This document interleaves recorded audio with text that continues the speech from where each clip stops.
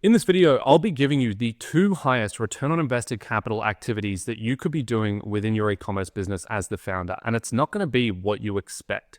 This video was off the back of a conversation that I was having with a client recently, where they were asking a question that I get asked a lot now, which is, should I learn my own paid ads?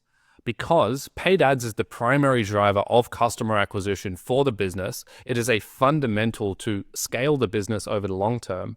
I think that I should actually understand how it works. And I 100% agree. I think it is insane if you're an e-commerce founder and you're running your entire acquisition strategy off paid media spend and you don't know how to open up a Facebook ad account, create an ad, look at performance, and analyze Google and Facebook in conjunction. If that's what's driving all of the revenue within the business, you better understand how it actually works. Now, does that mean you're the best person for the job to actually run the accounts? Probably not. And there's a little bit of humility that's required in that circumstance to say that there are going to be better people out there that are better than me at this skill. And therefore, is it the highest return on invested capital activity for me to learn this skill to the degree of, for example, what an excellent agency would be able to execute across the skill? And the answer is no. There's actually 2, what I believe, higher return on invested capital activities within the business that I have seen as a common trend across brands that we work with. Brands that do both of these things end up generating significantly better growth and profit than any other businesses that we work with. And that's why this video exists. And this is also probably going to go into our onboarding process. Number 1 is going to be product portfolio expansion. And so it is working on the product portfolio. It's not obsessing with continually innovating the product. If you have a good enough product to go to market and go to 5, 10, 20 million, you don't need to continue to innovate on that product obsessively. And that's where you can get this wrong. When I say that the highest return on invested capital activity is focusing on the product portfolio, here's what I mean, and I think this is going to be really insightful in terms of an analysis piece to understand this point. I've made a video before on launching ads and how I encapsulated thinking about looking at launching ads within an account is that you have ad 1, ad 2, ad 3. You go and launch all of these in the account. Some of them don't work, some of them do, but each individual ad unit has a maximum spend threshold that it can hold profitably. And so maybe this ad over here can hold $100 a day in spend. This ad is way better at scaling to cold audiences and has a broader message. And so it can hold $1,000 a day in spend. And maybe this one over here is actually a really poor ad, but it still gets some performance at lower ad spend levels. And so it can hold $40 a day in spend. And then it's the summation of the ad spends that all of these ads can currently hold that gives you the total ad spend that that ad account should hold whilst maintaining efficiency targets that you are happy with or that maximize profit contribution.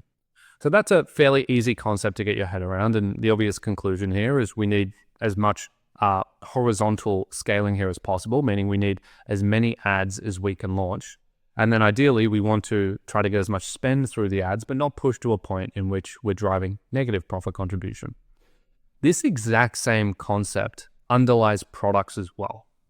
And so when you have products, you also have a maximum revenue potential through paid media as a channel. And so an example of this is you might sell stand-up desks.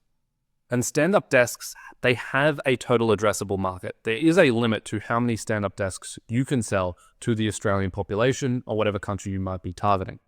Now, that total addressable market is likely going to be very big, and it's going to give you a false assumption on the roof of revenue potential through direct-to-consumer with paid media being the only acquisition channel. And that's a really important caveat here, is that there is a much lower total addressable market than any data that you look at when you are honing down to just direct to consumer online and just using paid media as your tool for driving customers. Now, obviously the TAM is massive if you go into broader niches. If you're selling wallets, if you're selling handbags, if you're selling clothing, the total addressable market is going to be enormous. But if you have a relatively niche down product, which from what I've seen, majority of the clients that we work with who have enormous success and profitability are usually niched down quite well, there will be a maximum cap on how much spend you can get through this particular product on the platforms whilst maintaining the maximum efficiency level that's going to maximize profit contribution. And so for this product, it might be that spending any more than $3,000 a day on the product yields diminishing returns to the point in which it's not worth it. And no matter what you do, whether it's you go and ramp creative testing up to thousands of ads a month, you go and test a bunch of different angles, you're using 5 different agencies to give you the most upfront media buying tactics, there will be a limit on how much you can spend profitably within this particular product. And so the only way to grow the business further from this point is to go and launch another product. Now, there's multiple advantages of this. Number one, it's almost a separate business. It allows you to have a separate category that you can now scale to a completely different revenue potential, but there's also cross-sell ability and it increases LTV on the primary product. So these metrics should technically improve because you'll have better 90-day lift and you might actually even be able to push spend a little bit higher here because of that. And then number two, you have a whole nother segment of the business in which might be able to hold $2,000 a day in spend. And then over time, you go and launch a third, and maybe this product was a bad choice by you. You made a uneducated decision that wasn't grounded in data of your actual target demographic and your customers. It wasn't aligned with the branding. And maybe this product flopped quite a lot. And this can only hold $100 a day in spend. And it's just because the product wasn't well thought out within the product portfolio mix. There's a lot of competition. You went into a niche that's very, very hard to scale. Yes, the actual potential here might be high, but you're really struggling to get this product above $100 a day profitably through paid media and direct to consumer. But this goes a little bit of a step deeper.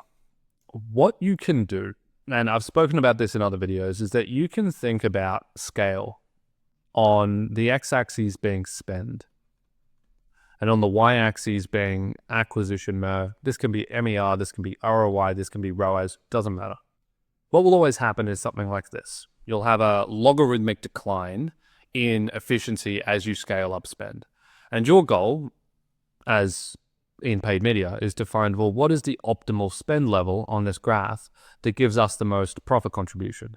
And then that is obviously what we should spend. And then ideally, can we come up with some innovative strategies to where we can go and we can push this graph over here?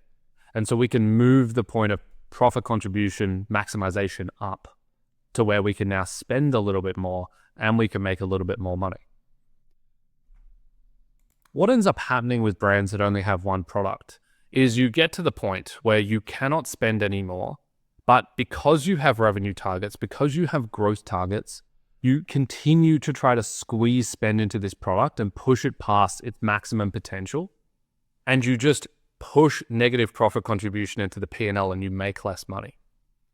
But what happens when you launch a second category of products or a third category of products? So let's say you just go from one product to two.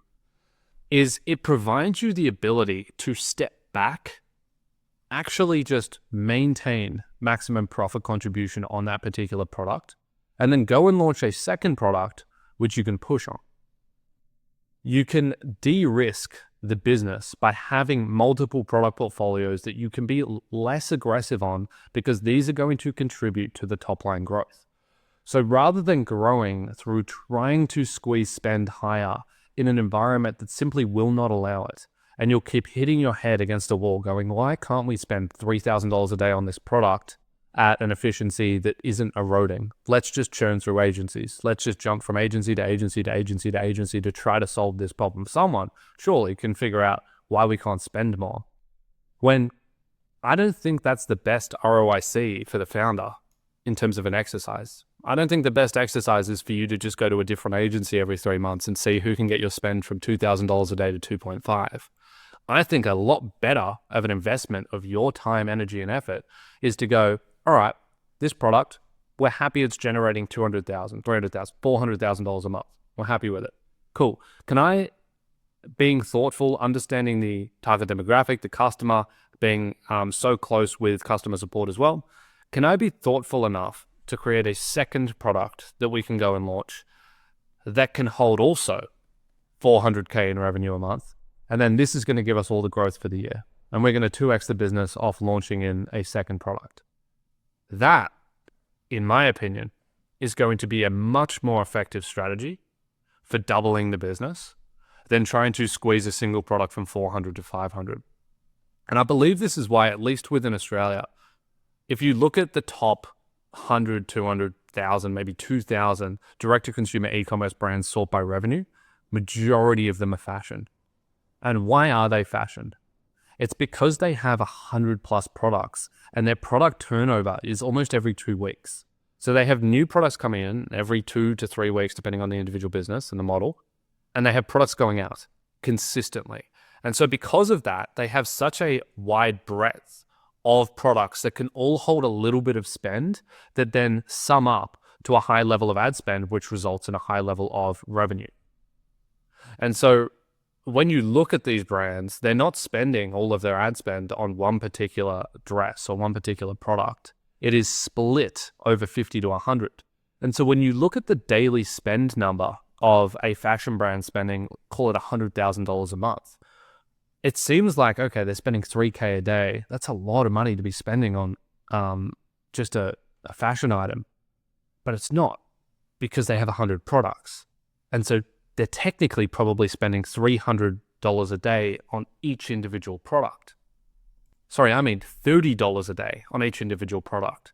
So when you decompose it down to that product level and you look at ad spend as a proportion of total amount of products available, you go, oh, they're actually not spending that much at all. That's actually not a lot of spend. And yes, Pareto's principle is always going to apply, and 20% of your products are going to get 80% of the spend. There is going to be always that skew that exists. However, that then ties into the last point here before we go into the second highest ROIC activity, which is that product launches don't work a lot of the time. It's very similar to launching ads, if you've seen any videos from us on launching ads, which is that a regular hit rate for an e-commerce brand sits at about 15%, which means that you have to go and launch 7 ads, 1, 2, 3, 4, 5, 6, 7 unique ads, and only one of these will work and actually be able to scale. Now, when it comes to product portfolio launches, I don't have a direct percentage on a large set of data to be able to tell you what rate you should see success in a product launch, but it's not 100%. It's probably not even 50%. It is very much so linked with the competency of the founder's ability within this skill set. And so you can improve this. With ad launching, there's an argument that you are really capped at maybe 20% as your highest hit rate and you can't go above that. On product launches, I would argue that you can continue to improve above a maxima that you might want to set. But still, the reason why I mention this is because this ends up deterring founders, particularly early stage 7-figure founders, a lot from going down this route. They're going to watch this video. They're probably at this point in the video going, yeah, okay, move on to the second point, because I don't want to go and spend all my time launching new products because we tried that and it didn't work. So what you're saying is theoretical and it doesn't actually apply. No, it just means you're not good at launching new products. You don't know what products you should be launching to be able to hold enough revenue to scale the business. If you were good at product launches, you would probably be doing $10 to $20 million right now, because majority of the success of direct-to-consumer e-commerce brands, which is a little bit hidden, but I think it's in plain sight, is just product market fit. How good is the product? If you're the best product in the world, you'll go to 10 mil. If you have a terrible product and you're not exploiting an opportunity within the free market that doesn't currently exist, you won't be able to go to 10 mil. And so how good are you at doing that repetitively over an extended period of time? And that is ultimately going to determine how much scale you can get. And in my opinion, that is the skill that you should be getting better at, not the technicals of an ad account, not which Advantage Plus shopping setting should I be using on this particular ad, or how should I be structuring the account using large sets of data and imposing that into my own ad account. Like, these are things that I don't believe are going to double the business. I believe this will double your business. Now, is that to draw value away from incredible marketing and media buying? No, because none of this is even possible if you don't market the products. So it's an absolute necessity. And if you can do it well, you can add 10, 20, 30% efficiency to the P&L and you'll make way more profit. So it's an incredibly important component of the business. But is it going to double the business in isolation, particularly if you're coming up towards a maximum spend threshold? Absolutely not. That then brings me into number 2, which we're actually becoming more involved in. And so even though I'm about to make this point and say the founder should spend a lot of time on this, we're about to start spending a lot of time on this. We've built out all the internal tooling to be able to help us here, but this still requires heavy collaboration with the founder and ourselves. And you'll find out why in a second. Which is, I'm going to simplify this down because this isn't really what I mean, but it's the easiest way for a broad audience to understand the concept, which is a marketing calendar. And before you click off the video, I'm not talking about the conventional use of a marketing calendar. I don't like the word because it just comes across so fluff and it doesn't actually have any substance. Like, what is a marketing calendar? We're choosing when we're making an Instagram post? No, I don't think that stuff is really going to drive 2x growth. Do you need it for continued branding over the long term to build equity, to be able to have pricing power and maybe long-term purchase behavior increases? Sure, yeah, do it. But what I mean by marketing calendar is I mean being incredibly thoughtful with manufacturing revenue peaks throughout the year.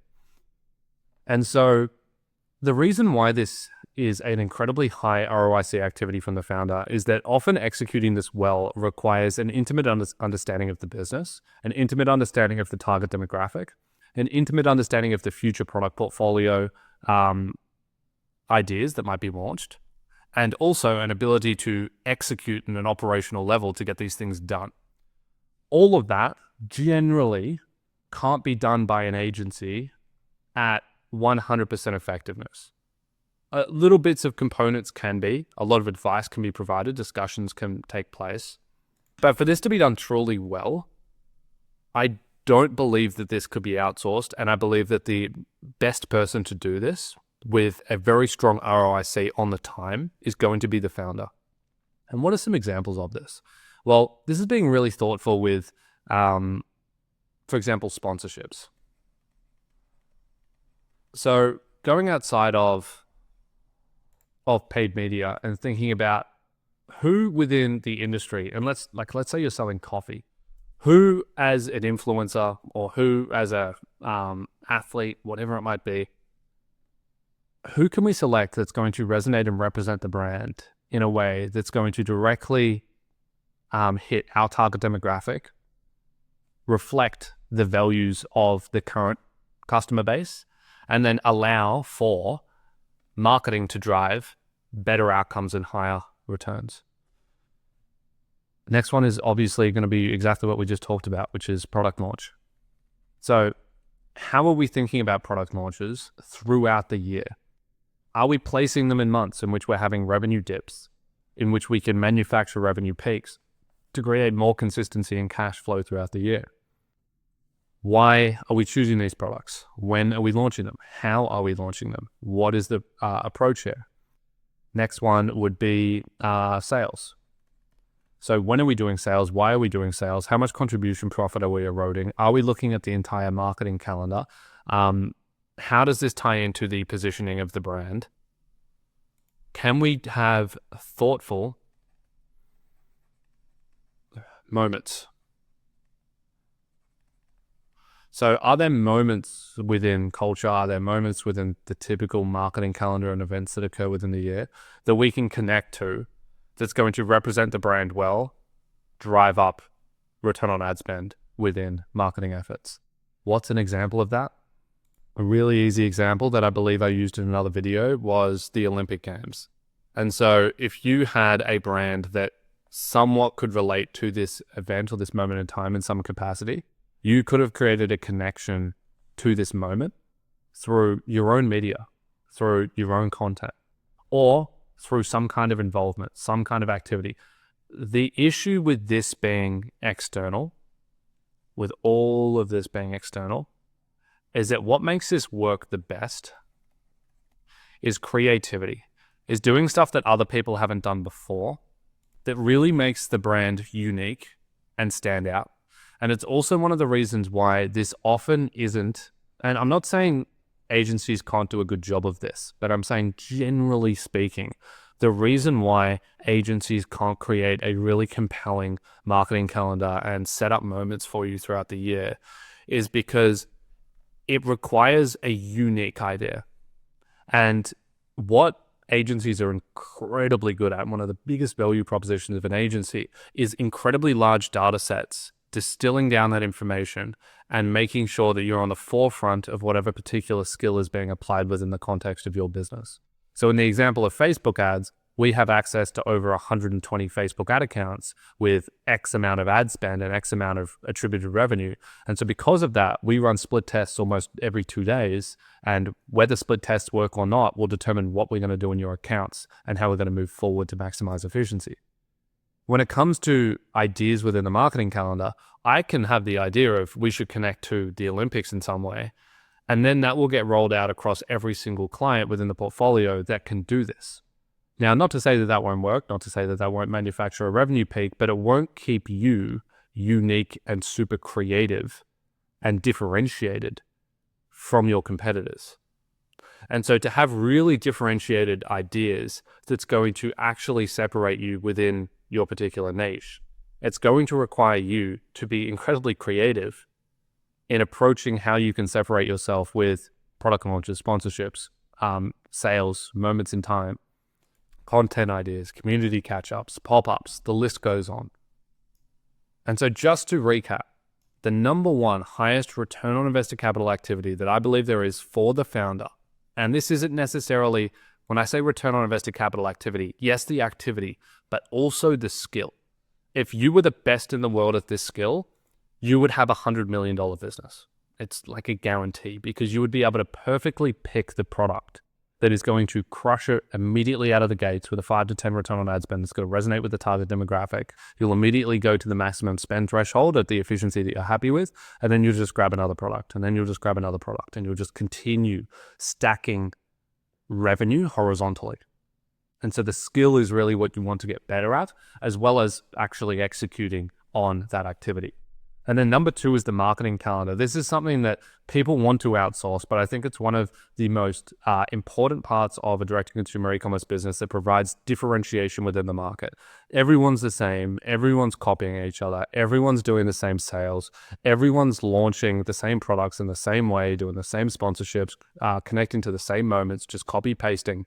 If you can actually create something that's different, it will stand out. It will resonate within paid media if you push the messaging through there.